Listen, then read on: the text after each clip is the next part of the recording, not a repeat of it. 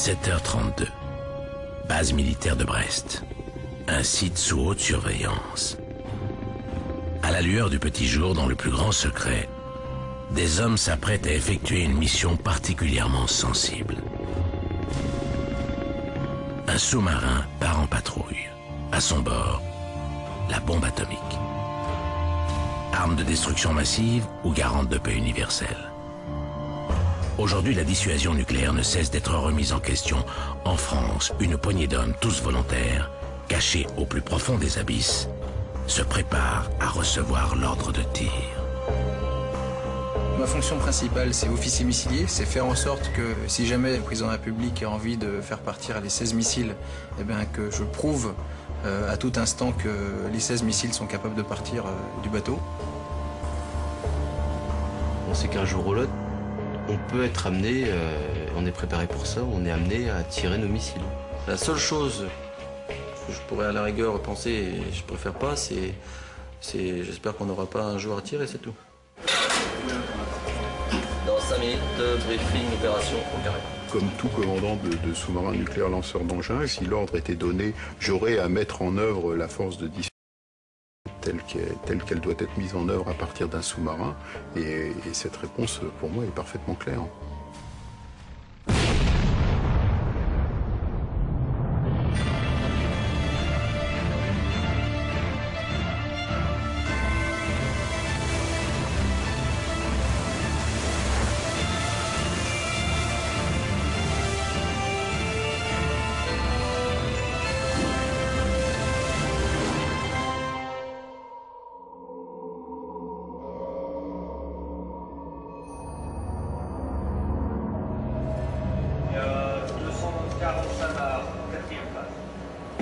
Reçu, 245 bars, 4ème phase.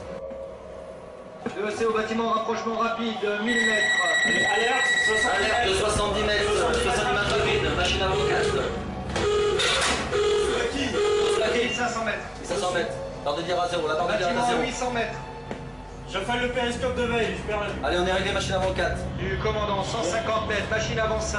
On gardera les moins 10 degrés d'assiette. 150 mètres, machine avant 5.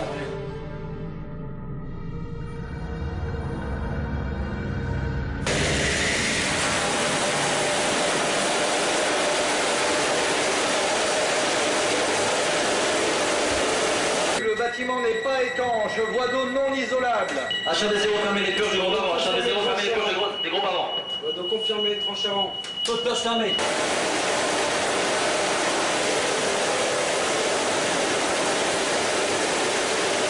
Chassez de partout. On va arrêter les commandes du groupe avant.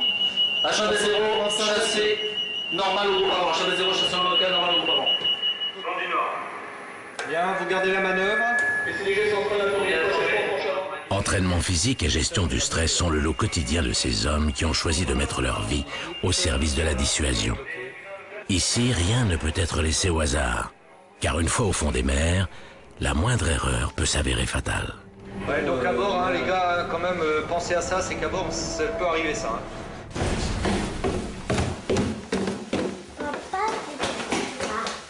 Oh, le joli sous-marin. En mer, Médéric Le Breton est maître de centrale. Sa mission, assurer le pilotage d'un sous-marin Je nucléaire. le mettrai dans ma bannette.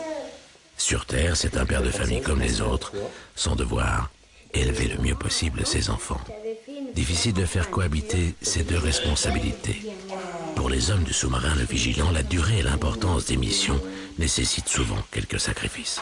Du moment que la famille est bien soudée, tout ça, moi j'ai la chance effectivement d'avoir qui est fort dans sa tête là-dessus, qui s'occupera bien de ses enfants, donc je pars serein quoi. Eh ben, Yuna, elle s'est pas trop rendu compte, mais j'ai fêté ses 1 an toute seule, toutes les deux en fait. Et quand il est revenu, elle marchait et elle disait papa. Il est resté comme ça. Et il n'en revenait pas en fait. La seule chose que j'espère, c'est de faire notre mission, en fait j'irai pas cool, mais calme, sans avoir l'ordre de tir du président, quoi. Ça c'est clair, c'est quelque chose qu'il faut surtout pas penser quand on part en mer, parce que là c'est... Ah non, là c'est pas bon du tout là. Non, sinon de toute façon on serait pas... Si on y pensait, on ne partirait pas. S'il faisait beau, c'est qu'il ferait vilain temps. J'aime qu'il tombe de l'eau, voilà mon tempérament. Ah, c'est bien ma puce. Avant de s'enfermer pendant de longs mois dans un sous-marin nucléaire, les hommes de la dissuasion doivent subir une batterie d'examens médicaux des plus minutieux. Contrôle dentaire, test visuel, électrocardiogramme. Le moindre problème doit être décelé avant le départ. Une fois sous l'eau, mieux vaut faire preuve d'une santé irréprochable. Car sauf en cas de danger mortel, il ne sera pas question de refaire surface. Pareil, vos soupapes sont bien ouvertes? Oui, tout est ouvert, je suis pareil. Ce matin, le capitaine Bugeaud se livre à un exercice de sécurité exceptionnel. Le but, être en mesure de s'extraire du sous-marin en cas d'accident. Dans la pratique, ce type d'évacuation reste extrêmement rare. Dans l'éventualité d'une véritable urgence, c'est un autre sous-marin qui viendrait au secours de l'équipage. Ouverture!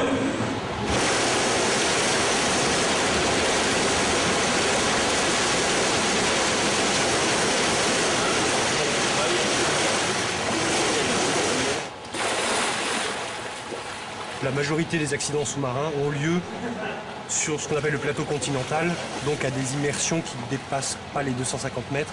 C'est évident que si on s'abîmait par 2 ou 3 000 mètres de fond, de toute façon, quel que soit le moyen de sauvetage, c'est évident qu'il n'y a pas de... On a peu de chance que le sous-marin, en cas de gros problème, soit à des immersions faibles qui puissent permettre d'être évacué par le SAS.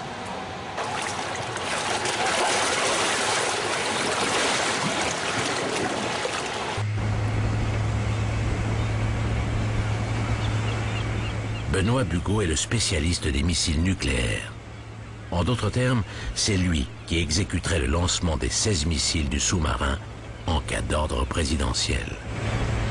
Tout le paradoxe en fait de mon métier, c'est de m'entraîner à envoyer des missiles que je souhaite ne jamais envoyer et que le président de la République ne souhaite jamais envoyer. Le plus dur en patrouille, c'est de ne pas donner de nouvelles à sa famille, puisque on en reçoit une fois par semaine et on aimerait bien répondre. On aimerait bien envoyer régulièrement ce qu'on vit à bord, les moments de doute, les moments de solitude, les moments de joie également. Et l'absence de la famille, c'est quand même très marqué, quoi, puisque contrairement à un bateau de surface, on ne peut pas communiquer facilement, quoi. Enfin, même pas communiquer du tout. Pour la prochaine patrouille, l'incertitude sur la date de retour laisse le capitaine Bugeaud dans l'appréhension. Il a peur de rater la naissance de son prochain enfant.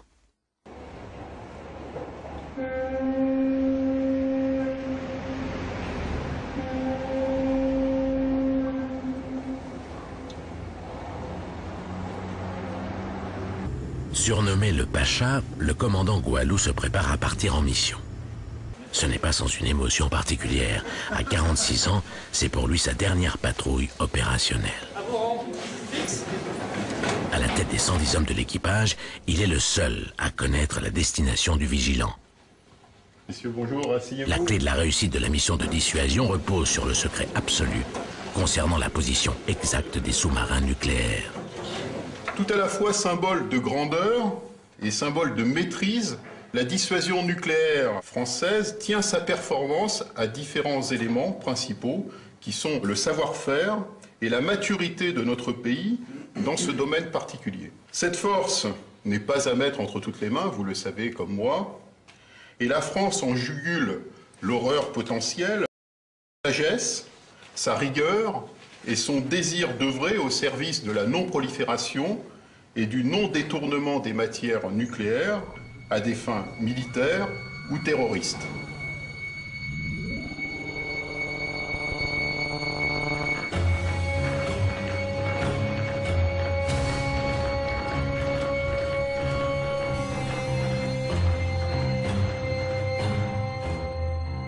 C'est en pleine guerre froide que le général de Gaulle décide officiellement de jouer les trublions entre l'URSS et les États-Unis en dotant la France d'une force nucléaire de vision indépendante.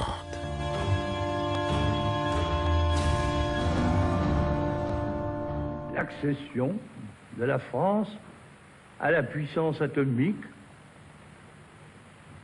et son accession à son indépendance en matière de défense sont pour elle désormais une garantie essentielle et sans précédent de sa sécurité propre.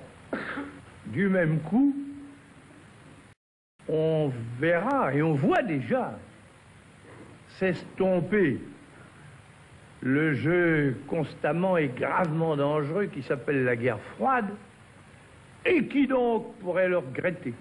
En réalité, à partir d'Hiroshima, la France a réfléchi aux moyens de revenir au premier rang des grandes puissances en disposant de la bombe atomique. Elle a d'abord voulu la bombe atomique et ensuite elle a réfléchi aux moyens de l'utiliser. Si l'atome d'uranium est divisible par la fission, il se partage bien plus difficilement entre les nations. Pourtant, grâce à l'obstination de ses chercheurs, en 1957, la France met au point sa bombe nucléaire dans le plus grand secret. 3 ans plus tard, le 13 février 1960, à 7h04, au cœur du Sahara algérien, elle réalise sa première explosion atomique aérienne. Une fois la bombe créée, il restait à trouver le moyen de la rendre opérationnelle. Si la solution sous-marine était la plus efficace en termes d'invulnérabilité, elle était aussi la plus longue et la plus compliquée à mettre en place, sans compter le coût financier qui dépassait à l'époque plusieurs milliards de francs. C'est pourquoi, en attendant la construction du premier sous-marin lanceur d'engins, le gouvernement opte pour une défense nucléaire aérienne et terrestre. Dès 1963, en raison de sa faible densité de population, le plateau d'Albion, dans le Vaucluse, fut choisi pour l'implantation de 27 missiles stratégiques. Un choix contesté pour des raisons tant écologiques que politiques. Cette année-là, la France entre officiellement avec les États-Unis, l'Union soviétique, l'Angleterre et la Chine dans le club très fermé des 5 puissances nucléaires militaires.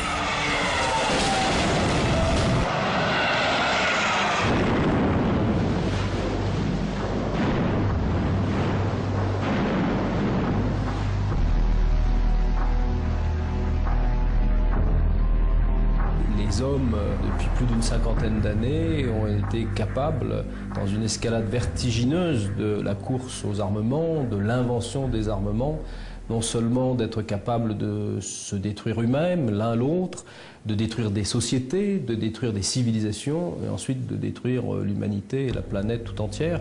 Oui, on est donc bien telle catastrophe. Mais je ne vois pas le moyen non plus de désinventer, malheureusement, cette arme. Elle existe et on ne désinvente pas la bombe.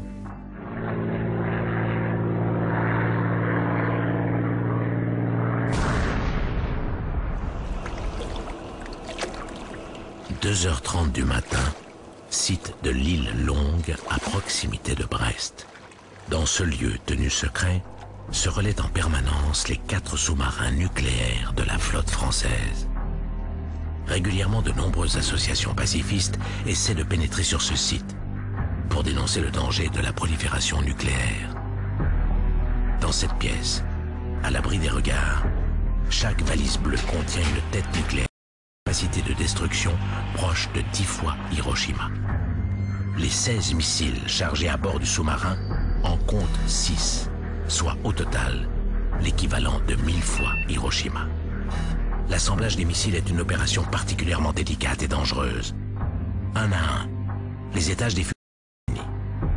C'est dans le 3e que sont situées les 6 têtes nucléaires. Une fois assemblés, les missiles sont acheminés vers le Vigilant. L'opération a lieu de nuit. La base militaire de l'île est alors vidée des 2000 personnes qui y travaillent quotidiennement. Dernière phase, le chargement. Les 35 tonnes du missile glissent le long de sa coquille pour s'emboîter délicatement dans le tube interne. Un logement où il restera plusieurs années. À présent, le Vigilant, armé de ses 16 missiles nucléaires, est prêt à prendre le large. Attention, ferme!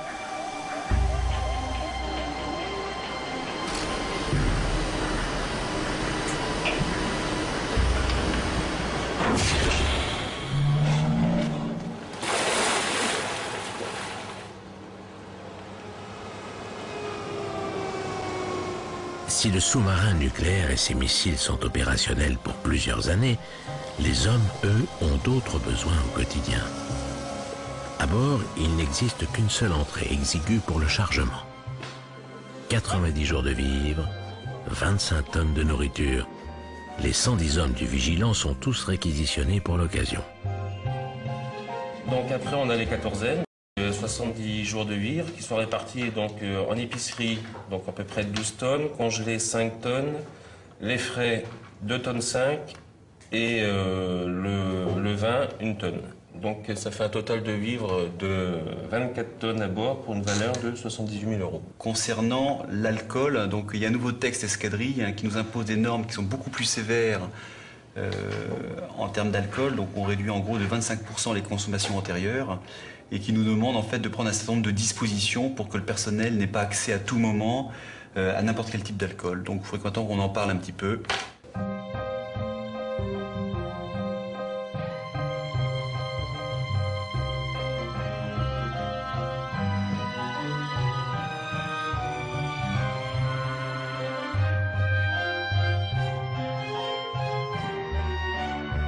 Vous comptez pas manger, les gens derrière? J'ai mis un peu de musique. Vous me ferez une autre, je baisse le son. Bien joué. Voilà. C'est ça la vraie vie. C'est le mélange. Faut s'adapter, hein. Pourquoi il n'y a pas de place? Si on veut des frais, si on se contente des 14aines, ce que la marine nous donne pour manger, on mange mal. Faut prendre les suppléments. Et il faut les caser. Les bananes, les pommes, les kiwis, les citrons, les carottes. C'est les frais. À bord, l'étroitesse du lieu oblige à faire cohabiter torpilles et exocètes avec fruits et légumes frais. Ah, on est toujours un peu tendu. On va bientôt quitter les familles. C'est la dernière soirée à la maison. Voilà, et puis on pense maintenant aux 2 mois et demi le retour, quoi.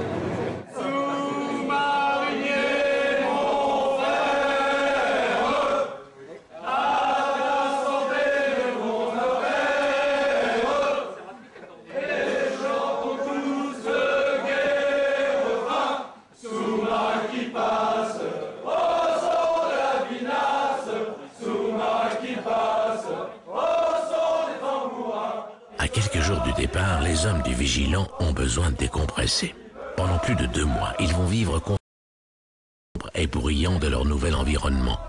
Un espace clos où bourdonne la climatisation et où l'horizon visuel ne dépassera pas les 10 mètres.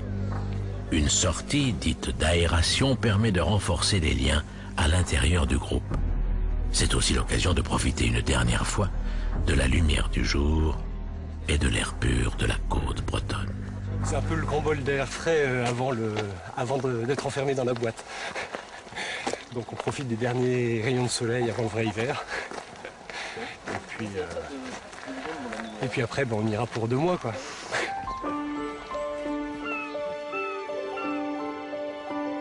En fait, ce paysage magnifique, ce calme là, que nous rencontrons aujourd'hui, ce sont toutes ces images que je vais emporter en mer et qui permettent au quotidien, dans le quotidien très prenant, d'avoir un certain nombre d'évasions et de joie intérieure profonde.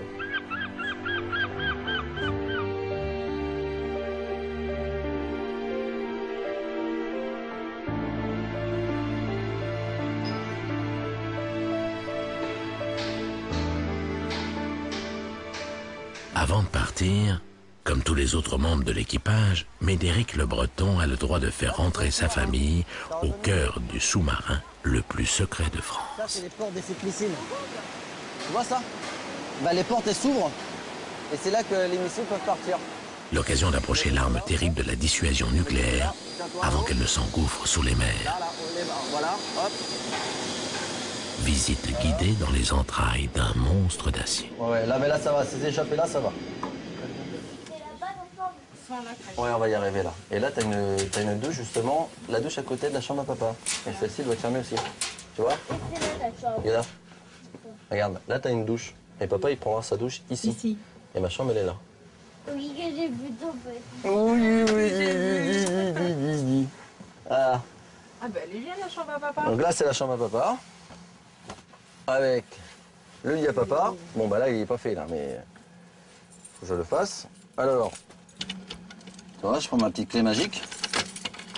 Hop, j'ouvre. Bon, c'est un peu le bordel. Je mets là, hop, on referme.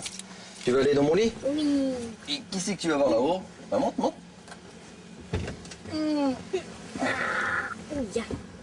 Alors attention à ta tête quand tu te relèves parce que tu vois. Ah, vas-y, tombe-toi si tu veux pour te mettre bien en haut. Bah, tu peux rester comme ça, hein, c'est comme tu veux.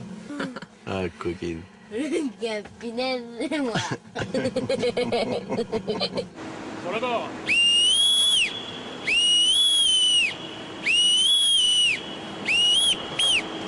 Le commandant monte à bord. Vous avez votre famille. C'est pas un souhait, c'est pas un rêve qu'on fait à l'école navale de commander un sous-marin nucléaire lanceur d'engins. Ça paraît trop loin. Moi, j'étais à l'école navale il y a 23 ans. Mais lorsqu'on accède au commandement d'un sous-marin tel que le Vigilant, évidemment, on a pleinement conscience à la fois de la mission et tout l'enjeu, en fait, du concept même de dissuasion. Oui. La dissuasion, c'est on frise parfois un peu l'absurde parce qu'effectivement, le jour où on aura à mettre en œuvre notre système, on aura échoué finalement d'une certaine manière. On aura échoué au plan international parce que les États n'auront pas réussi à s'entendre, etc. La France fait partie de ce club, fait partie de ce club des grandes nations qui disposent de l'arme nucléaire et en particulier l'arme nucléaire embarquée à bord de sous-marins. Ça lui donne une énorme responsabilité. La France pourrait très bien arrêter complètement le nucléaire. Je pense que ce serait une façon comme une autre d'amorcer le désarmement nucléaire. Naturellement, on a des scrupules à penser une chose pareille parce que, d'une certaine façon, elle serait la première. La France est membre permanent du Conseil de sécurité. Elle dispose de l'arme nucléaire. Tout ça concourt au fait que sa voix a un certain impact. La détention de cette arme, qui était légitime pour la France, allait lui permettre de jouer un rôle hégémonique en Europe par rapport à une Allemagne fédérale qui ne l'aurait jamais, une Italie qui était moyennement intéressée à l'avoir. Donc il y a eu l'idée que cette bombe serait européenne. Les Américains avaient dit à De Gaulle, vous saurez sans doute faire un sous-marin, vous saurez sans doute fabriquer un missile, mais marier les deux, vous n'y arriverez jamais.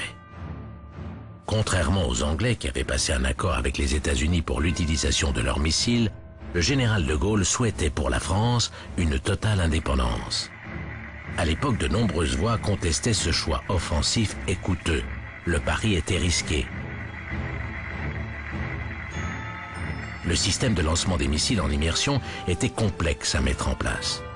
De nombreux tests de simulation furent nécessaires. De plus, il fallait développer un moteur révolutionnaire pour l'époque. Un réacteur nucléaire à uranium enrichi qui permettrait aux sous-marins de rester en plongée aussi longtemps que nécessaire, à la vitesse souhaitée, et cela en totale discrétion. Après 6 années de construction, le pari est remporté.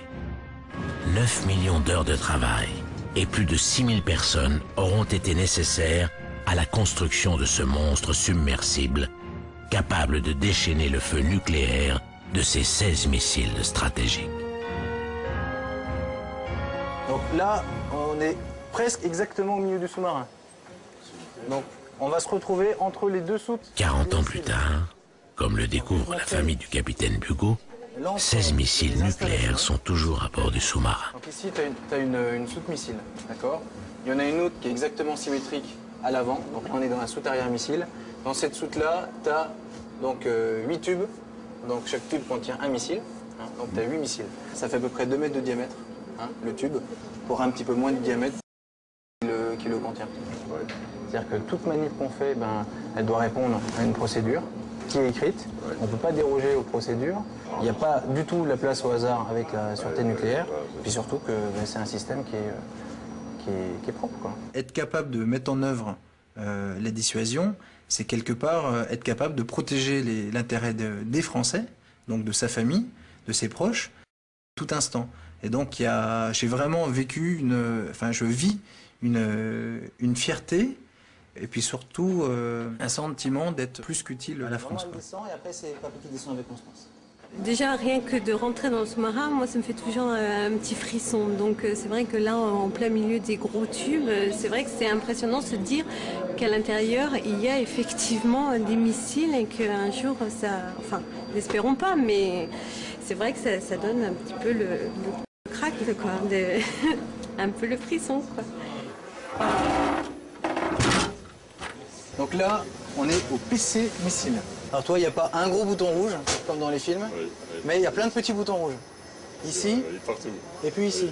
Oui. Ça, c'est la clé que commande de départ d'un missile, non? Ou des missiles, non? Heureusement que non, parce que t'imagines que si la dissuasion, c'était juste tourner cette clé-là, par inadvertance, on pourrait faire des bêtises. Donc là, encore de l'informatique, ces petites baies là, c'est là-dedans qu'on va mettre les dossiers d'objectifs.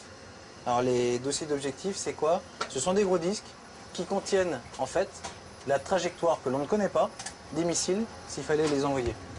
Lorsque l'ordre de feu intervient, en fait, moi en tant que commandant, je ne sais pas sur quel objectif nous allons tirer. Ce qui d'ailleurs est une garantie supplémentaire dans la mesure où ce caractère anonyme de la mission évite à quiconque à bord éventuellement de discuter ou d'avoir des états d'âme sur la façon dont cette mission va être réalisée. En cas de conflit et après ordre du président de la République, hein, c'est d'ici que partirait l'ordre en fait. Voilà, c'est d'ici que partirait l'ordre. C'est d'ici que partirait l'ordre et c'est d'ici qu'on contrôlerait l'envoi de nos missiles. Le départ des missiles. Voilà.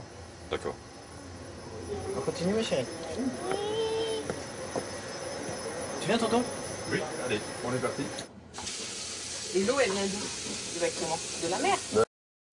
Donc, on a notre mer, donc on a des bouilleurs. Les bouilleurs nous prennent l'eau, il y a désalinisation de l'eau de mer. Ouais. Après, on a une pompe doseuse qui nous permet de doser une certaine quantité de sels minéraux dedans pour qu'elle soit potable. Après tout ça, ça va dans une caisse qu'on appelle la caisse à caca.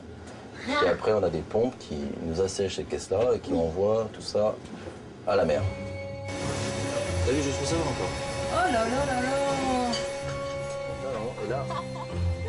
Haut comme un immeuble de 5 étages et plus long qu'un terrain de football, le Vigilant enferme plus de 50 km de tuyauterie, 300 km de câbles et 75 000 appareils divers. Il n'existe à ce jour aucun engin aussi sophistiqué, à part la navette spatiale. Voilà. Donc là c'est là justement que l'on met les torpilles. Donc ces porte-clés s'ouvrent, hop, les torpilles, on les met dedans, on referme et on tire. Bon, ça c'est pas ma spécialité. Non, mais c'est impressionnant de le voir, quoi. Mais voilà, mais il faut le voir. Voilà. C'est impressionnant. Hein. Ils sont grosses. Je regarde la photo, ma petite là.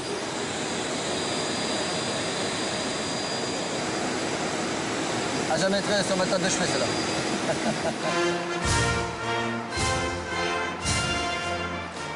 Le 29 mars 1967, à Cherbourg, non sans une certaine fierté, le général de Gaulle inaugure la mise à l'eau du Redoutable, premier sous-marin nucléaire lanceur d'engins. 5 ans plus tard, après de nombreux essais en mer et 2 tirs d'expérimentation, le rendez-vous pris de réunir sous-marins, chaufferies nucléaires et missiles embarqués est tenu. Le Redoutable quitte l'île Longue pour 70 jours, la plus longue patrouille jamais effectuée par des sous-mariniers. L'année suivante, c'est au tour du second sous-marin nucléaire, le Terrible, de prendre le large. Dès lors, la permanence de la force de dissuasion française est assurée. Lorsqu'on parle de dissuasion nucléaire, aujourd'hui, ça veut dire quelque chose de très simple. Ça consiste à dire à n'importe quel État, ne nous attaquez pas, car si vous nous attaquez, nous avons les moyens d'exercer sur vous des dommages inacceptables, c'est-à-dire nous avons les moyens de vous faire plus mal que ce que vous pourriez, vous, nous faire. La dissuasion nucléaire, ça marche tant que vous ne l'utilisez pas. C'est-à-dire le principe même de la dissuasion, c'est efficace parce que vous n'allez pas à vous en servir. Le jour où vous vous en servez, c'est un échec de la dissuasion.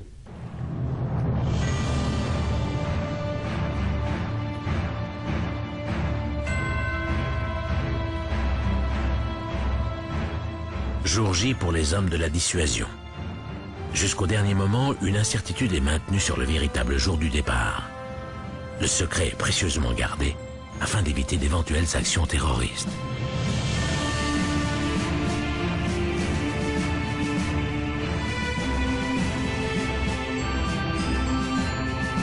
Pour chacun, l'heure est venue de faire ses adieux. Moment difficile. Les sous-mariniers savent que durant plusieurs mois, ils garderont un silence total, ne donneront aucune nouvelle et ne recevront de leur famille que de courts messages filtrés par la hiérarchie. Non, non, on peut pas. Tu fais un bisou à papa? Allez. Allez, salut, Mewen. Hein? Tu rigoles. Hein, dans 2 mois et demi? Tu feras bien attention à Justine? Oui? Et à maman aussi? Le petit bébé dans le ventre? Tu feras des gros câlins? Et puis tu lui dis de pas arriver trop tôt? Que papa il ait le temps de revenir de sa patrouille? Parce que ce serait pas rigolo sinon. Non. Hein? Moi j'ai envie d'aller avec toi.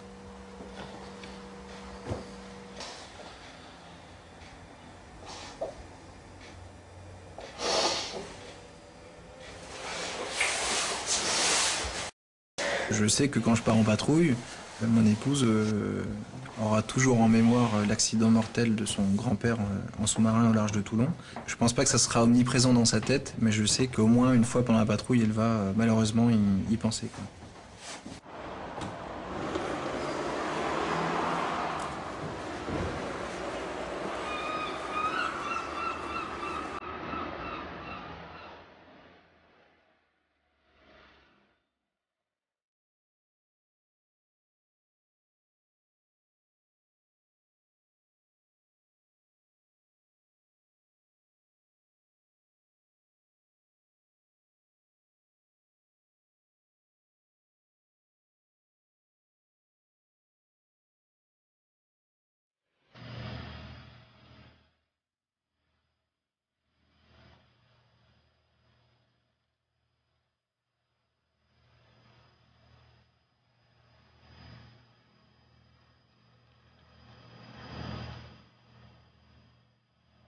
Du haut du massif surnommé la baignoire, le Pacha surveille la procédure d'appareillage. Des bateaux remorqueurs encadrent fermement le vigilant, 2 à l'avant, 2 à l'arrière, et le tirent doucement de son bassin. Si un sous-marin est agile sous l'eau, en surface il se comporte comme un énorme bouchon qui a du mal à manœuvrer seul. Pour assurer la sécurité de la mission, le dispositif est impressionnant. Hélicoptères et fusiliers marins s'assurent que la rade est dégagée de tout bâtiment extérieur. Simultanément, des chasseurs de mines sondent les fonds pour vérifier qu'aucun engin s'y trouve. Dernière manœuvre délicate, la mise à l'eau de l'antenne acoustique. Les ondes radio ne traversant pas l'eau, un câble long de plusieurs centaines de mètres est relié en permanence entre le sous-marin et la surface de l'eau pour recevoir les messages de la Terre. Difficile à croire, sur ce monstre de technologie, la réception de l'ordre de feu ne tient qu'à un fil. Actuellement, le SNLE qui est en patrouille, au moment où je parle, accomplit la 413e patrouille de la force océanique stratégique. Donc c'est une affaire qui se fait dans la durée, si je puis dire. Opérationnellement, ça ne sert à rien. Et au point de vue symbolique, ça a perdu de l'utilité. Il faut très bien imaginer qu'on doive garder quelques missiles de ce genre, non pas pour détruire de fond en comble le pays qui nous aurait attaqué, mais pour des opérations beaucoup plus limitées. Depuis 15 ans, depuis la fin de la guerre froide, il n'y a plus de menace majeure immédiate sur la France. Donc l'idée qu'on a besoin d'une dissuasion nucléaire pour assurer notre sécurité, c'est une idée qui ne va plus autant de soi que par le passé. Beaucoup va dépendre dans l'application de cette doctrine du degré de financement que les Français voudront mettre dans leur effort de défense. Car encore une fois, la première sécurité sociale d'un pays, c'est sa sécurité tout court. Et simplement, ça coûte de l'argent. Le prix de la dissuasion nucléaire en France, c'est en gros 20% du budget d'équipement de la défense, c'est à peu près 3 milliards d'euros par an. Alors là, effectivement, c'est un vrai débat. Si on a un budget de défense donné, quelle est la meilleure dépense possible pour ce budget? Mais il ne faut pas se faire d'illusions. Si demain, on réduisait le budget de la dissuasion nucléaire, je suis absolument persuadé que l'argent, il n'irait pas au budget de la défense conventionnelle, il irait tout simplement dans les poches du ministère des Finances. Il Il faut une autre politique internationale, et il faut une autre politique économique, etc. Ce n'est pas évidemment du jour au lendemain qu'on peut faire ça, mais si on le préconise, ne serait-ce que cela, vous vous mettez dans un autre camp que ceux qui disent en avant, nous allons faire des guerres aux besoins nucléaires pour que tout le monde se mette au garde à vous devant la puissance centrale, c'est-à-dire les États-Unis et leurs alliés. Alors c'est ce code-là, moi, que je récuse absolument. D'ailleurs, je pense qu'il est idiot.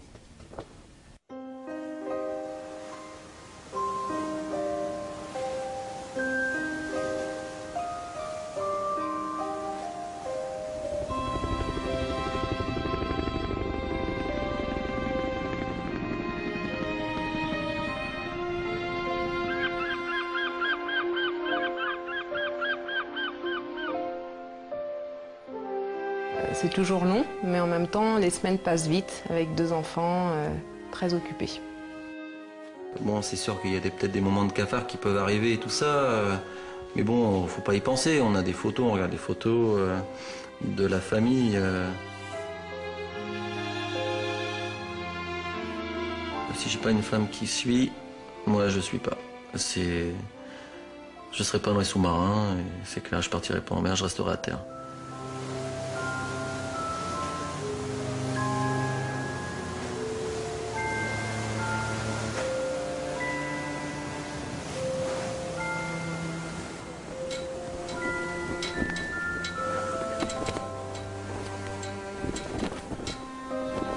Lorsqu'on part à la mer, on sent bien qu'il y a cette petite nostalgie de laisser derrière soi sa femme, ses enfants, ses parents, etc. Ça fait partie des choses qui sont peut-être les plus difficiles à vivre. 013 Sur la tour de 800 7 291. Attention pour un point sur la nouvelle carte. Oui. Bon, en fait, on a une légère tension qui commence à monter jusqu'au moment du départ. On a envie de partir en laissant une situation la plus claire possible. On veut surtout pas que nos femmes et nos enfants aient des soucis qu'on aurait pu percevoir avant de partir, quoi. Le sous-marin à la mer ne parlera plus, sera dilué dans l'immensité océanique. Et donc pendant plusieurs semaines, le sous-marin ne communiquera plus avec la Terre et sera complètement autonome dans sa mission.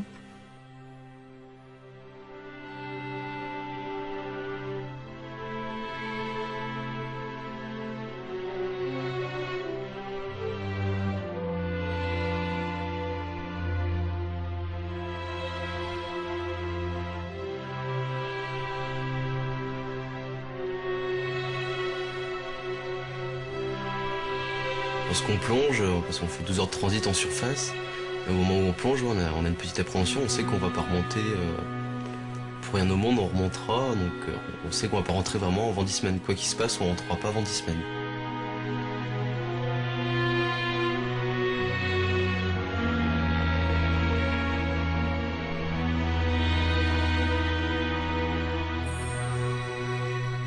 C'est toujours une appréhension de ne pas savoir qu'on va revoir le jour avant 10 semaines. C'est quelque chose qui fait un pincement au cœur et c'est juste l'appréhension qu'on a en partant. Centrale de passerelle, je ferme un volet de poste de veille. Reçu, je ferme le dernier volet, officier de garde descend. Reçu, officier de garde. Je ferme le dernier volet, officier de garde descend.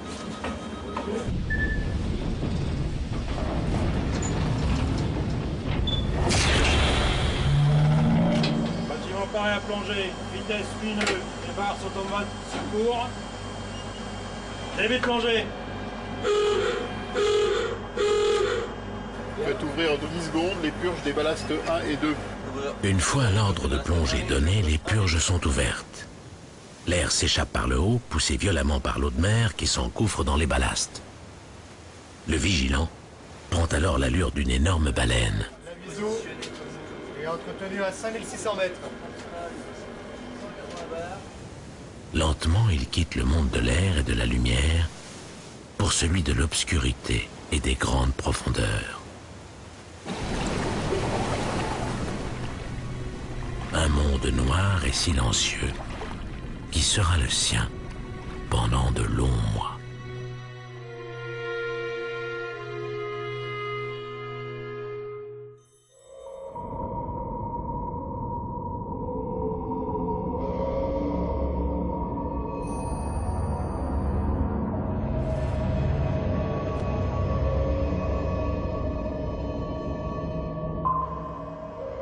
a toujours l'accord sur le pêcheur TSN? 2 minutes. Un 9-9, pour moi, il a défilement droite maintenant, le pêcheur. On n'a plus le pêcheur en bas de l'arbre. On a un pêcheur depuis 10 minutes. On est réglé machine lumineuse. Bien. Une distance de 3000 mètres actuellement. Disparu de la surface de la Terre, en patrouille, le sous-marin s'est transformé en navire fantôme. Noyé dans l'océan, personne ne sait où il se trouve. C'est ce qui le rend invulnérable, car indétectable. Pour rester invisible aux yeux des autres, des opérateurs et analystes radio scrutent le moindre bruit provenant des profondeurs. Ne pouvant émettre aucune onde, c'est grâce à des cartes de grande précision que le sous-marin peut naviguer à l'aveugle. Si d'aventure le moindre rocher venait à croiser sa route, il ne pourrait le détecter.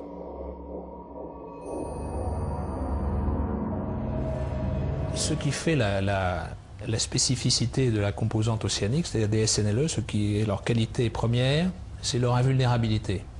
C'est le fait qu'un SNLE qui est déployé en patrouille, personne ne sait où il est, et donc, même dans n'importe quelle situation, même de crise la plus tendue, personne ne peut le détruire parce qu'on ne sait pas où il est.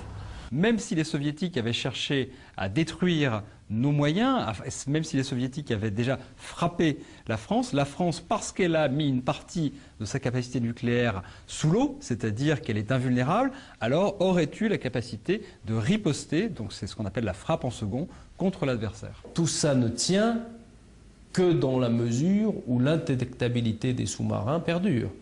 Et on peut penser qu'à un horizon d'une quinzaine ou d'une vingtaine d'années, aucun progrès dans les technologies sensibles de détection ne viendront troubler cette réalité. Au-delà, le pronostic est plus aléatoire.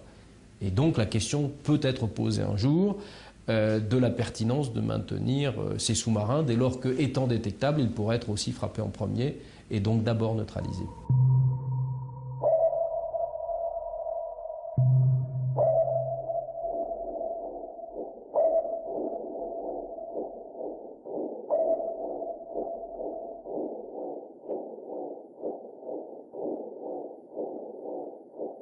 Au-delà des moments de détente, ce qui unit avant tout les hommes du Vigilant, c'est la raison profonde de leur présence à bord. S'ils sont ici, ils ne l'oublient jamais. C'est pour assumer une seule et même mission, la dissuasion. Si l'ordre arrive, notre métier nous prépare à exécuter sans faille, mais l'ordre n'arrivera pas sans réflexion préalable, sans différents stades d'alerte. Donc, et si l'ordre arrive, c'est que sur toute la planète, c'est le désordre. Du PC 8003. Donc, c'est difficile à dire au XXIe siècle, si vous voulez, mais je suis rentré quelque part en dissuasion comme je serais rentré dans un ordre ou en religion. La mission de dissuasion me dépasse. Nous allons tous au combat, et donc sur un sous-marin nucléaire lanceur d'engins, et bien le combat consiste, le cas échéant, à lancer la salve de missiles, et lancer la salve de missiles, il faut que chacun ait la conscience qu'on y arrive, quoi. On y pense, ouais, on est quand même là pour tirer ces missiles et que ça peut faire énormément de dégâts. Ouais. On est là pour ça, donc si l'ordre de feu arrive, si on reçoit le message présidentiel pour tirer, on va tirer. Ouais. Bon, non, on n'attend pas l'ordre du tout. Il y a des questions, on pense pas à ça. Tiens, justement, il ne faut pas qu'on... Non. Justement, on est là pour que l'ordre n'arrive pas, en fait. C'est ça, justement. La dissuasion, il ne faut pas la voir comme étant se dire, mais moi, comme je disais tout à l'heure, c'est exactement le parallèle avec les commandos ou la Légion qui sont là pour, justement, eux, ils attendent de partir sur le terrain, parce qu'ils seront formés à ça, pour aller sur le terrain. Nous, on est là en se disant, justement, on est là et donc rien n'arrivera. Donc c'est un peu une approche différente. Enfin, moi, c'est comme ça que je le vois. Il faut avoir un chiffre en tête, c'est que nos 16 missiles, ça représente à peu près une puissance de 1000 fois Hiroshima. Donc évidemment, on ne peut pas rester insensible à la puissance de feu qu'on a dans le sous-marin. C'est clair que le jour où il faudra tirer, ouais, non, j'en aurais gros sur le cœur quand même. Parce que bon, c'est quand même... Et sinon on tire, c'est qu'on nous tire dessus aussi, peut-être. Bon, on peut tout imaginer. Donc, c'est pas la finalité quand même. Si on le fait, c'est qu'on a raté quelque chose. Le milieu des années 90 marque une véritable révolution dans la politique nucléaire française. Nouvellement élu, le président Jacques Chirac annonce la reprise de 8 ultimes explosions. Cette fois-ci, elles seront souterraines et permettront aux prochains essais d'être faits en simulation. 4, 3, 2, 1, CRT.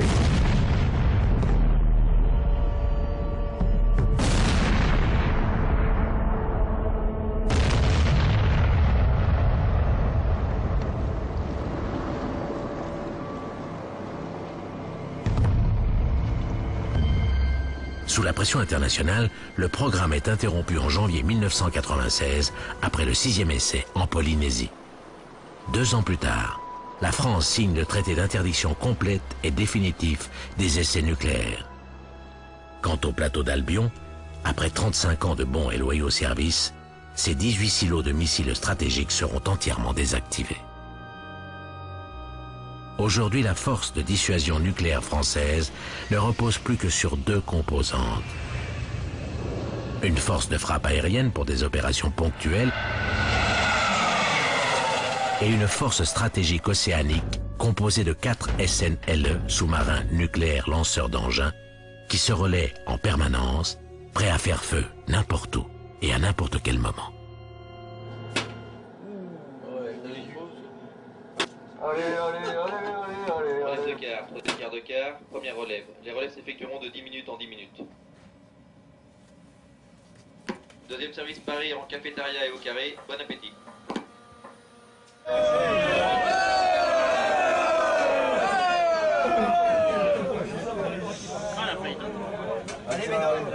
Dans ce huis clos sous-marin, le repas est un instant privilégié où l'ambiance est plutôt détendue. C'est aussi beaucoup de travail pour les cuisiniers qui doivent assurer 110 couverts quotidiennement et respecter des conditions d'hygiène strictes. Ici, on part 2 mois et demi, on ne peut pas se permettre que la moitié du bateau soit malade parce qu'un cuisinier ne sait pas laver les mains, parce qu'on n'a pas nettoyé la casserole. Il faut faire super attention à ça.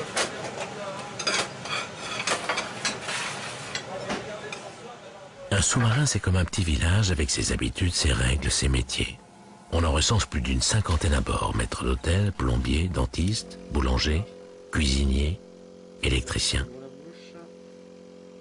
Tout est étudié pour vivre de façon totalement autonome. L'oxygène est obtenu par transformation des molécules d'eau de mer. La moindre tâche ménagère peut devenir une opération sensible. Ici, sous l'autorité du commandant second, les poubelles sont triées, lestées et évacuées discrètement pour ne laisser aucune trace du sous-marin. Section de sécurité. L'exiguïté des lieux provoque parfois d'étranges voisinages.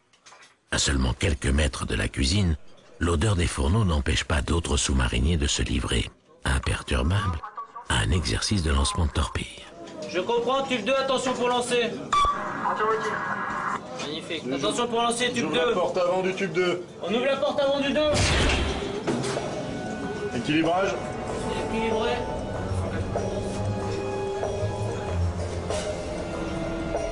Déverrouillé. Tube 2, prêt à lancer. Supplément de CO, feu tube 2. Feu tube 2. Je fais feu tube 2.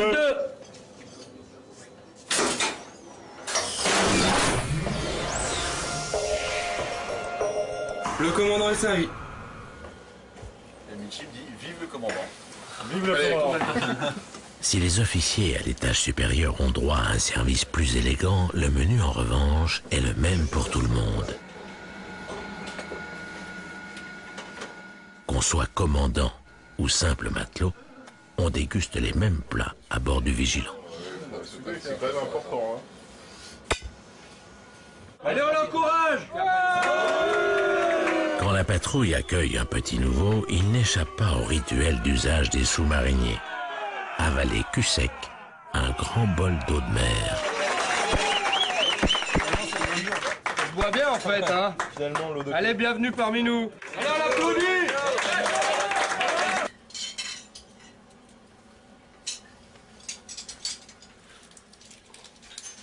On se demande ce que les gens font sous l'eau. Dans une boîte sous l'eau, qu'est-ce qu'ils peuvent faire? Pour vivre en autarcie, donc tout seul, il faut recréer tout le milieu qu'on peut avoir. Relève de quart, 3 tiers de quart, première relève. C'est pas simple de s'enfermer dans une boîte, on n'est pas fait pour ça. Donc quelque part, je sais pas pourquoi on le fait, mais c'est faire partie de cette famille de sous-mariniers, c'est faire partie je sais pas, c'est un métier à part et moi ça me botte assez.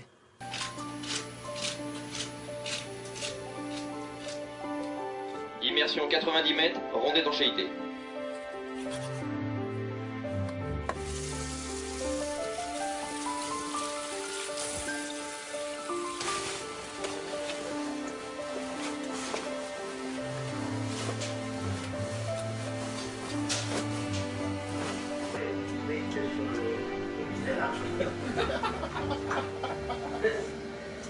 La ingénieure personne. Elle nous l'a sauvé.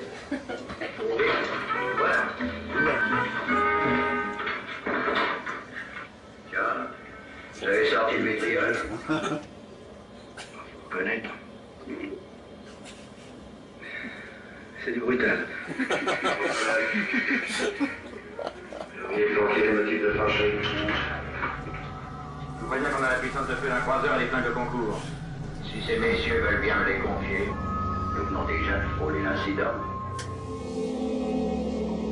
Il faut que s'il y a une crise qui se développe, la France puisse marquer le fait que la dissuasion nucléaire est en œuvre.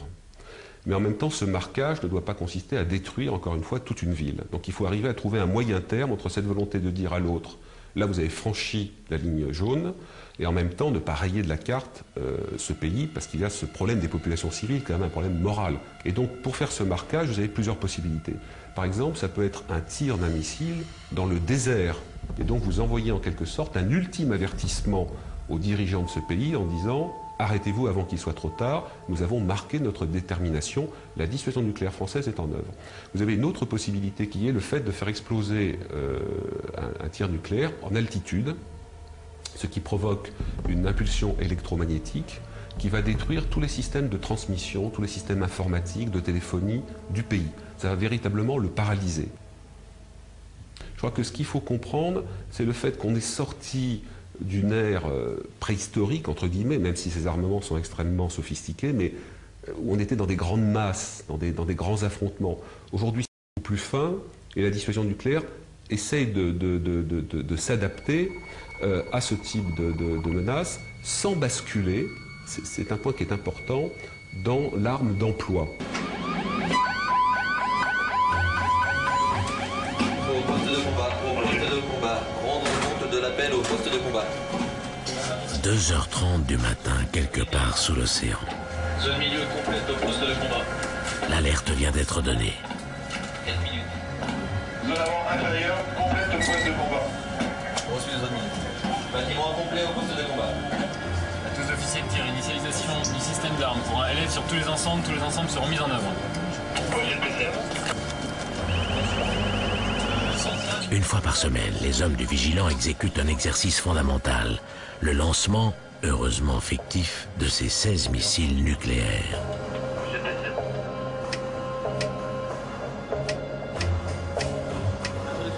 Le commandant donne la clé de tir à l'officier missilier et entre le code reçu de l'Élysée.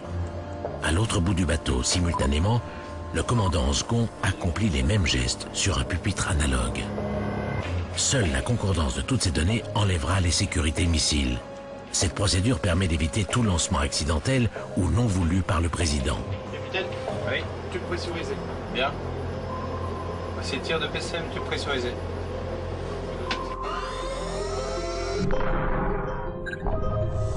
Cette simulation a lieu dans les mêmes conditions que la réalité. Après l'ouverture du sas, le missile est chassé hors de son tube dans une immense bulle d'air.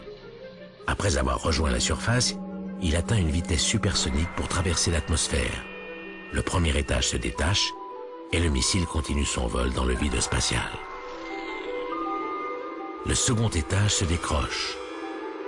Et enfin, le troisième peut s'ouvrir pour libérer tour à tour les 6 têtes nucléaires. Chacune d'entre elles peut atteindre avec une extrême précision n'importe quelle cible à plus de 6000 km. Il ne peut y avoir de contre-ordre Et il n'existe à ce jour aucune mesure efficace pour empêcher le missile d'exploser.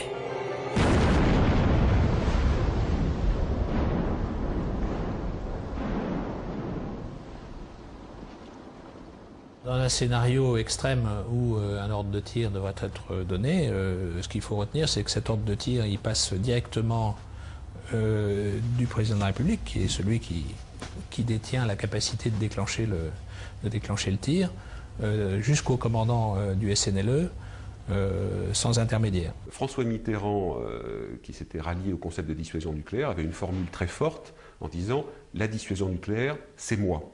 Comme Louis XIV disait « l'État, c'est moi », la dissuasion nucléaire, c'est le président de la République.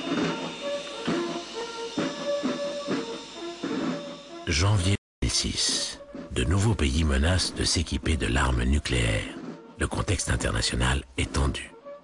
Le président vient à l'île Longue pour donner la nouvelle orientation de la politique française en matière de dissuasion. Notre dissuasion doit conserver son indispensable crédibilité dans un environnement géographique qui évolue. Il serait irresponsable d'imaginer que le maintien de notre arsenal actuel pourrait, après tout, suffire. Que deviendrait la crédibilité de notre dissuasion si elle ne nous permettait pas de répondre aux nouvelles situations? Et je vous le dis, la mettre en cause serait parfaitement irresponsable. Je vous remercie.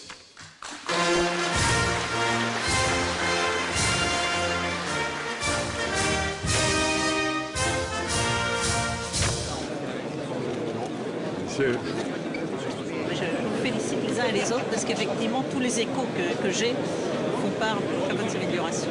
Alors bravo. Bien. Président, je ne vois plus du tout. Là, il n'y a pas des grands qui pourraient me dire de quel côté il est. Ok.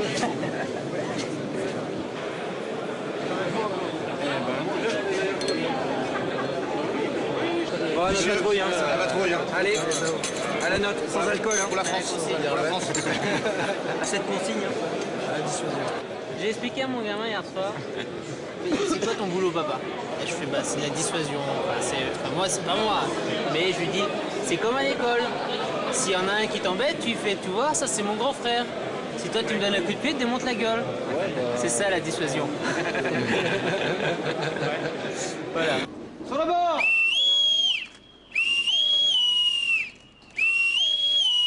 Le président de la République monte à bord. Pour la première fois, le président de la République monte sur le Vigilant. Moment étonnant. L'homme qui a le pouvoir de donner l'ordre de tir rencontre de visu celui qui l'exécutera. On reconstitue un peu l'ambiance mer, donc c'est le PC d'où est conduit le... Bonjour messieurs. Bonjour messieurs. C'est d'ici qu'est conduit le sous-marin. Nous commençons ici par le poste de pilotage avec un seul barreur et une équipe ici sous l'autorité du maître Le Breton, là, qui représente donc qui est le maître de centrale. Et donc moi, si je ne suis pas présent sur place et que je prends un peu de temps pour rallier, Le Breton a des délégations pour agir déjà et se retrouver dans une situation de sécurité. Bonjour monsieur. Alors, de ces consoles, on peut lancer également des torpilles et missiles. Voilà, alors, un des spécialistes du sonar.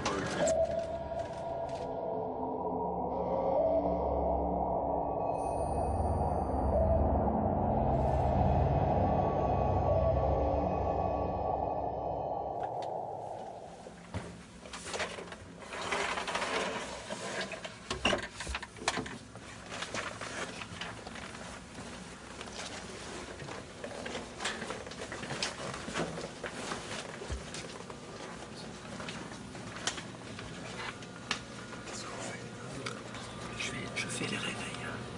Donc, essayez de ne pas faire trop de bruit parce que on n'est pas tous du même tiers. Donc, voilà. Pour prendre la gare. Donc là, c'est le quart de 20 de le Sérac, 0,80. Donc voilà, essayez de faire ça tranquille. La nuit, à bord du Vigilant, le silence est de rigueur. L'éclairage passe au rouge pour permettre aux sous-mariniers de conserver leur repère temporel.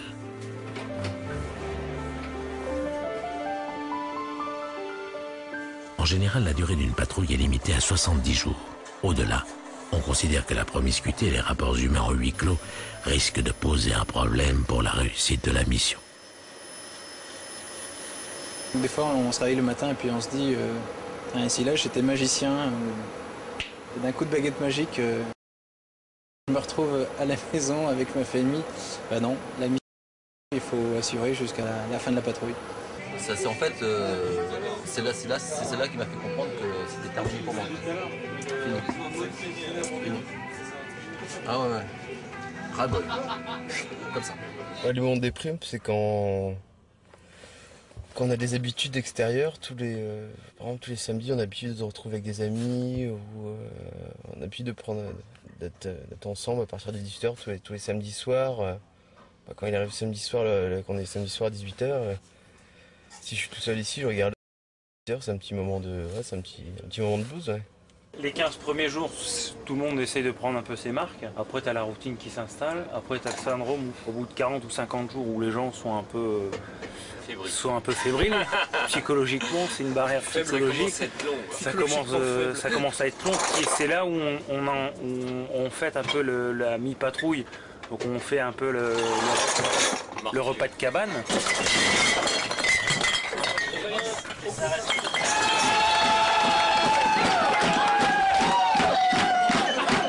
D'ordinaire, à bord d'un sous-marin, la discrétion acoustique est respectée. Une seule exception, au 40e jour. Pour marquer le milieu de la patrouille, l'équipage organise une drôle de célébration, la cabane. Une bonne occasion pour faire la fête et oublier les longues journées qu'il reste à parcourir.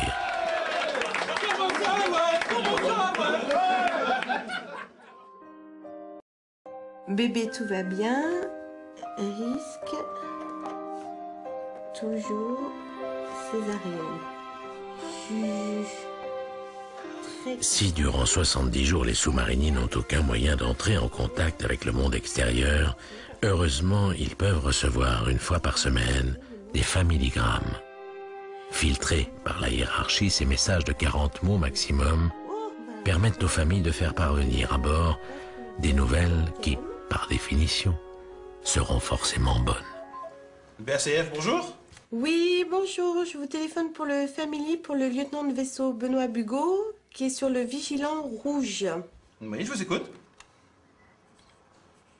Alors, Juju malade. Juju, c'est Justine, c'est votre fille?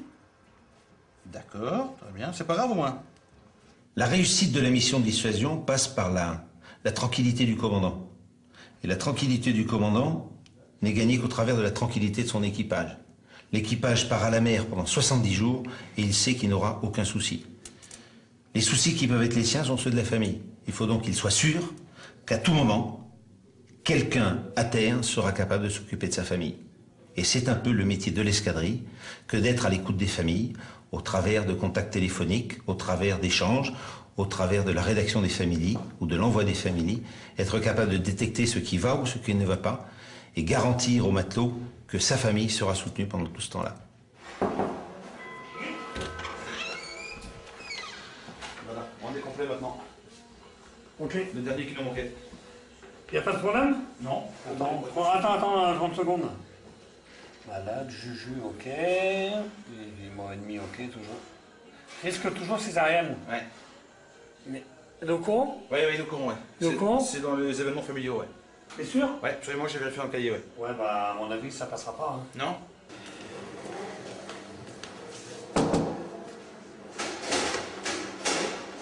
Commandant? Oui, toujours, capitaine. Comment, donc, Madame Bugot? Oui. Ah, donc, pas de problème, Juju malade, tout ça, pas de problème, visible. Risque toujours césarienne. Vous êtes au courant? Elle nous l'avait dit ou pas, ça? Ah, apparemment, elle a dit. Le mieux, ça serait de recontacter cette dame. Pourquoi elle veut dire par là qu'elle risque d'avoir une césarienne, c'est ça? Elle risque, et elle insiste? Ça serait préférable qu'elle de reformuler le message, parce que j'ai peur que son mari soit un petit peu inquiet pendant la patrouille. Ok. Voilà. Je vais prendre contact avec elle et puis pas de problème. Elle change de terme et puis ça va rassurer le mari en Oui, oui, je pense. Entendu, comment? Voilà. Merci, à tout à Allez, l'heure. Je vais vous le relire, madame. Alors, bonjour fiston. Espère ton retour proche. L'hiver se prolonge. Bisous de toute la famille et de tes copains. Maman qui t'aime.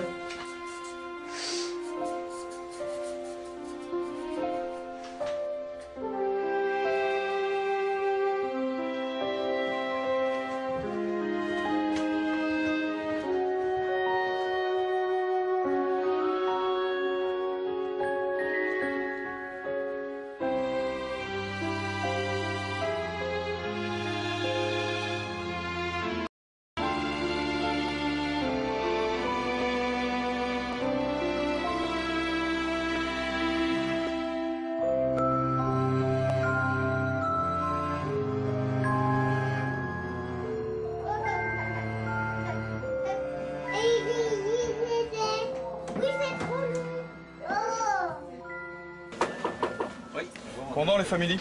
Bon, je l'ai dit et je passe à mon téléphone pour vous dire si c'est clair. Les services pareils au Caraïbes.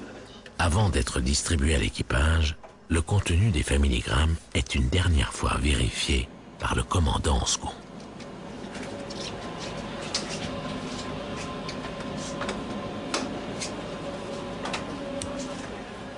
À droite 5, venir au 110. À droite 5, venir au 110. Ah, excellent. Merci. La barre est 5 à droite. La barre est 5 à droite.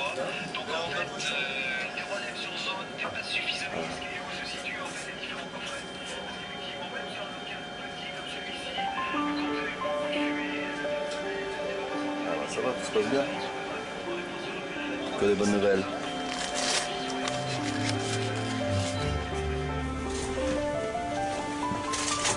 Les familles, c'est le seul moment en fait qui nous rapproche de notre famille.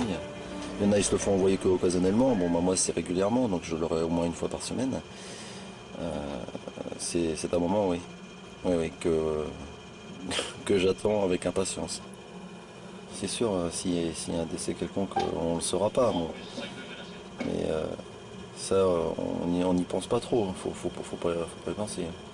C'est seulement si on est appelé après chez le commandant second au retour de patrouille. Bon, là, ça craint.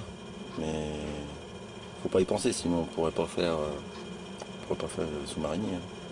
On pourrait pas naviguer comme ça. Incendie sur le BC 2001. Fort dégagement de fumée sur le BC 2001. Confirmé que le BC 2001 a été déclenché. Le DDL est au central, le DDI en B301.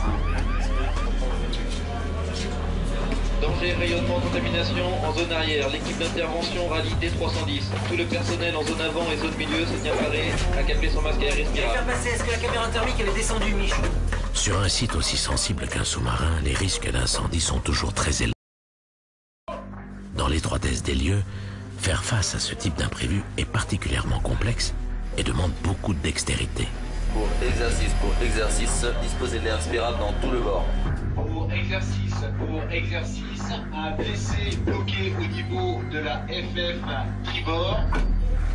Pour être efficace, les hommes du Vigilant se livrent quotidiennement à de nombreux exercices d'un grand réalisme.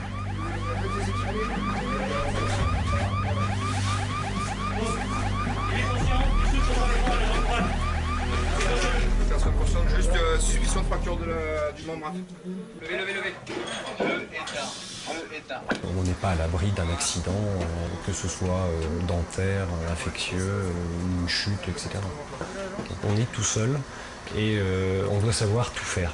Donc en fait, on est un petit peu le médecin de brousse, mais sous l'eau. Oui, le médecin. Donc je vous signale donc, que le blessé est arrivé à l'infirmerie, il est pris en charge par l'équipe médicale. Mon métier, c'est d'être au service des autres en tout cas. Donc dans un premier temps, c'est au service de cet équipage, qui est un outil, qui est en fait un outil de paix et de sécurité pour mon pays. Donc je suis indirectement un des pions qui va servir à la sécurité de mes concitoyens. Malheureusement, il n'y a pas que des simulations à bord. Parfois, les accidents sont bien réels. Lors d'une manœuvre périscopique, ce sous-marinier s'est sectionné plusieurs phalanges. Le médecin de bord a dû se servir de sa formation de chirurgien pour mener à bien l'opération. Pour ne pas mettre en péril la mission de dissuasion, l'équipe médicale doit être la plus autonome possible. Historiquement, en tout cas, c'est la première évacuation d'un sous-marin a été celle du médecin, en effet, qui s'est diagnostiqué une appendicite et qui a demandé à son commandant s'il pouvait avoir la gentillesse de bien vouloir l'évacuer, parce qu'il n'aurait pas été capable de s'opérer lui-même. Dans certaines situations extrêmes, il faut refaire surface pour une évacuation d'urgence. Le sous-marin dispose alors seulement de quelques minutes pour cette manœuvre. Juste.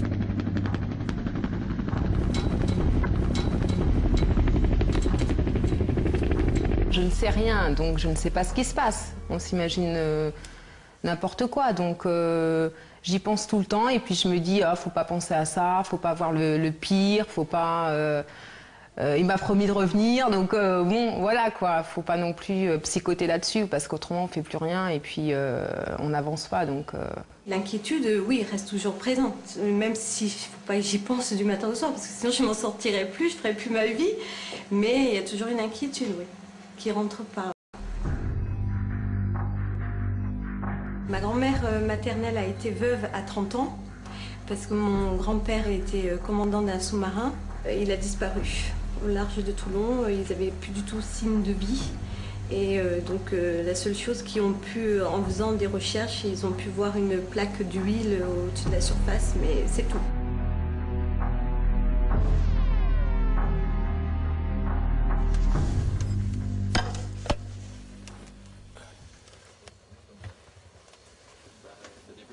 Immersion 200 mètres, ronde d'étanchéité.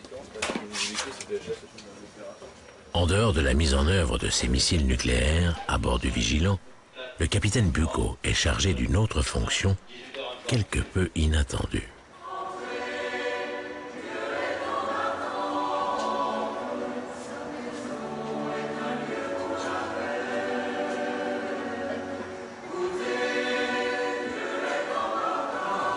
Coupure du PC 8B3. Au nom du Père, du Fils et du Saint-Esprit. Amen. Mettons-nous en présence du Seigneur et adorons-le. À bord de tous les bateaux, il y a une personne qu'on appelle le relais d'aumônerie qui s'occupe de gérer et de préparer les assemblées dominicales en l'absence de prêtre. Garde mon âme dans la paix près de toi, Seigneur. En dehors de la prière universelle qui est annoncée à toute l'Assemblée, oui, on peut et puis on doit aussi prier pour la paix dans le monde, quoi. Parce qu'on concourt à la paix dans le monde. Ô Seigneur, je viens vers toi, je te cherche, mon Dieu. Ô Seigneur, écoute-moi.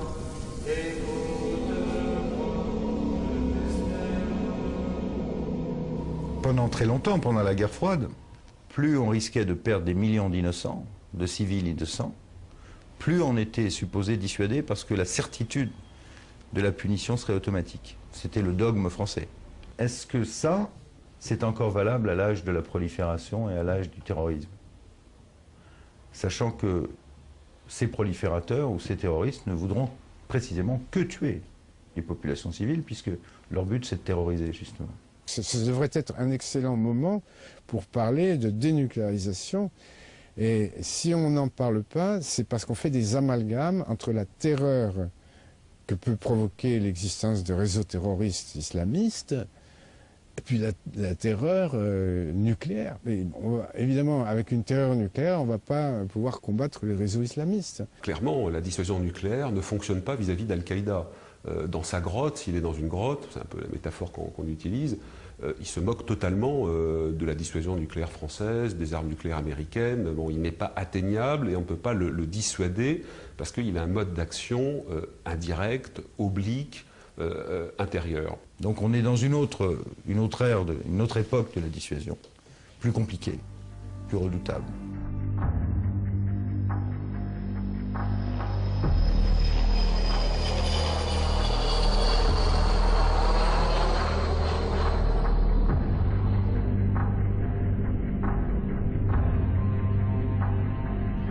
Silence dans le bord, on reprend la vue. 40 mètres. 35 mètres. Après exactement 68 jours et 67 nuits, tapis au plus profond des mers, les hommes de la dissuasion voient enfin arriver l'heure tant attendue du retour. Disposé à faire surface. La fin de patrouille est difficile parce qu'on connaît la date de retour. Les familles ne connaissent pas encore cette date-là. Il n'y en a qu'une seule hâte, c'est de les retrouver. La joie de retrouver leurs proches ne leur fait pas pour autant négliger la manœuvre délicate du retour en surface. Il y a un peu de mauvais temps, il faut gérer cette situation, donc c'est un moment de grande attention. Avant l'euphorie, il faut conserver tout le sérieux et la grande attention nécessaire à la gestion de la situation. Bien sûr, 23 mètres. Centrale se disposait à faire surface. Est-ce qu'on est d'accord sur la solution de 7-0? On a un dB du niveau de garde. De Bravo 0, je ferai surface à cette route de 8-0. Vous faites surface en chassant 1 minute 30 partout. 1 minute 30 partout. 1 minute 30 partout. On chasse au centre. On chasse partout. On chasse partout. 53. Lentement, le sous-marin se met à trembler. Il va bientôt rejeter les dizaines de tonnes d'eau qui lui permettaient de rester dans les profondeurs océaniques.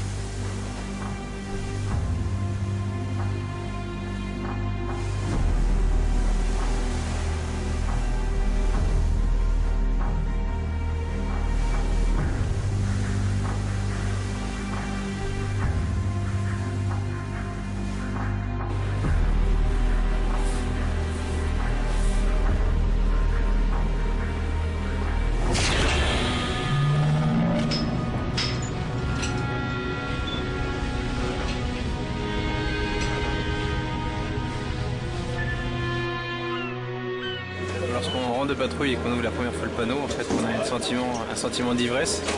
On est ébahi de tout ce qu'on peut voir, les éléments marins, les vagues, les mouettes et tous les animaux qui vont venir graviter autour du bateau. Gouvernet au 084. On est content de rentrer, hein, il faut quand même pas se cacher. Je pense qu'à bord, tout l'équipage est très content d'avoir rempli sa mission et de rentrer. En particulier, chacun attend avec impatience de revoir sa famille. Avant de retrouver la terre ferme, il convient de respecter le protocole. Le chef d'escadrille des sous-marins vient accueillir les hommes et leur fait part des dernières nouvelles qui ont été filtrées durant la patrouille. Cette fois-ci, il devra leur annoncer 4 naissances et 2 décès.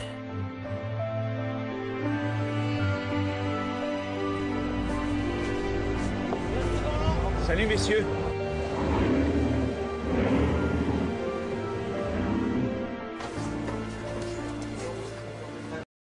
On est content de vous accueillir à Brest. Bouge pas, bouge pas. Bah, ça a été c'était très épuisant cette patrouille, mais bon, bah, maintenant très content de rentrer et puis de revoir la petite famille. Voilà, ça c'est clair et c'est surtout ça en fait qui fait tenir la motivation et puis bah, voilà. On a eu quelques soucis sur les installations. Et puis la date du retour a été assez incertaine pendant longtemps. On ne savait pas si on n'allait pas rentrer tard, plus tard que prévu. Donc c'était un peu long, quoi. Après là, je pense qu'il faut vraiment moi c'est le rattachement familial qui m'intéresse plus maintenant qu'autre chose. Donc voilà, c'est clair que je le ressens sur celle-ci là, cette patrouille là, et ça manque. Donc je pense que voilà, je vais réfléchir à ça.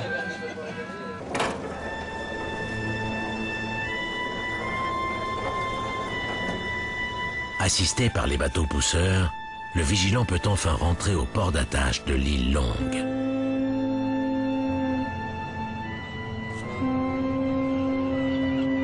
À quai, le second équipage est déjà prêt à prendre la relève. Le principe de la force de dissuasion repose sur cet éternel recommencement.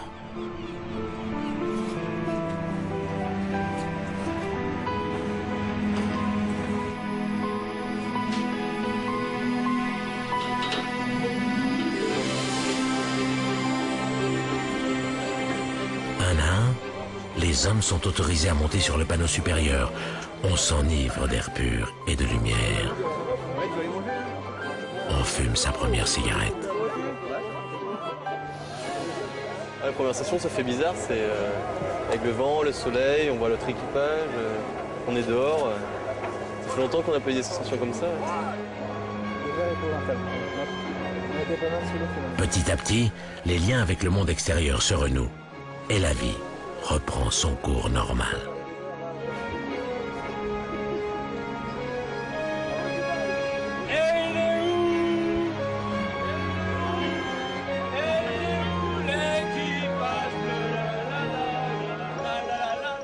Aujourd'hui, comme il n'y a plus d'ennemis nucléaires, normalement, la France devrait laisser tomber la stratégie nucléaire.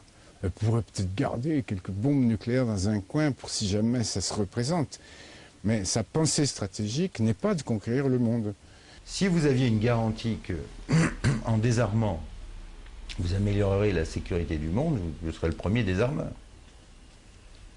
Mais en fait, au stade actuel de dissémination des connaissances, des matériaux, si la France renonce à l'arme nucléaire, elle va nullement dissuader les autres de continuer à se la procurer.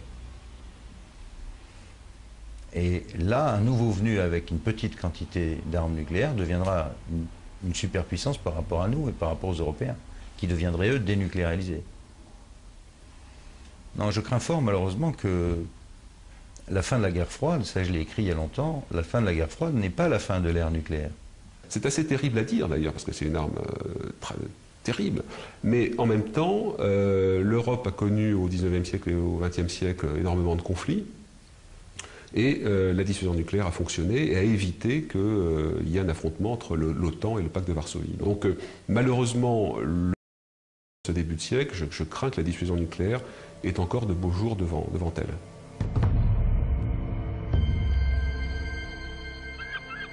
Pour certains, comme le commandant Goualou, c'était la dernière patrouille en mer. D'autres responsabilités l'attendent, mais cette fois-ci sur la terre ferme. Pour d'autres, c'est un retour de mission habituel. La fatigue se fait sentir. Malgré tout, après s'être à nouveau entraîné, dans quelques mois, il faudra repartir. Le capitaine Bugeaud est rentré à temps pour assister à l'accouchement de son épouse, qui lui donnera son premier garçon. Quant à Médéric Le Breton, il peine à cacher son épuisement. Cette patrouille fut pour lui particulièrement difficile. L'heure est venue de retrouver ses proches et de réfléchir à la suite de sa carrière. Peut-être décidera-t-il un jour d'arrêter ce métier éprouvant.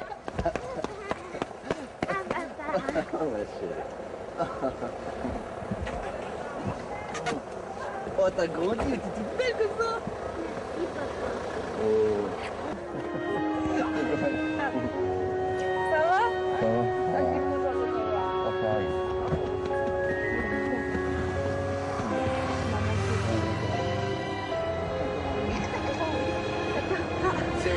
Oui. Et mon petit nous, grandi. Oui, je m'étais. Ça s'est bien passé? Ça s'est passé. Ça s'est passé. Voilà, c'est terminé, on n'en parle plus. Maintenant, on va se reposer. Bon, La dissuasion ne peut se concevoir finalement que dans un objectif de désarmement complet. Oui, nous avons inventé le pire, je dirais les hommes, ils doivent être aussi capables de démonter le pire. Si la question de la nécessité d'une force de frappe nucléaire sous-marine se pose aujourd'hui, c'est peut-être aussi parce que les clés de la dissuasion de demain se situeront autre part. À l'aube du XXIe siècle, c'est souvent par le biais de la pression économique que se livrent les grandes batailles de la scène internationale. Embargo et contrôle des ressources énergétiques sont parfois plus efficaces que la menace de raser toute une population par l'arme atomique. À moins que les yeux des stratèges militaires ne quittent l'horizon des océans et s'élèvent vers la voûte céleste. La dissuasion de demain pourrait prendre un autre visage, plus futuriste, plus redoutable encore, et viendra peut-être des étoiles. Mais ça, c'est une autre histoire.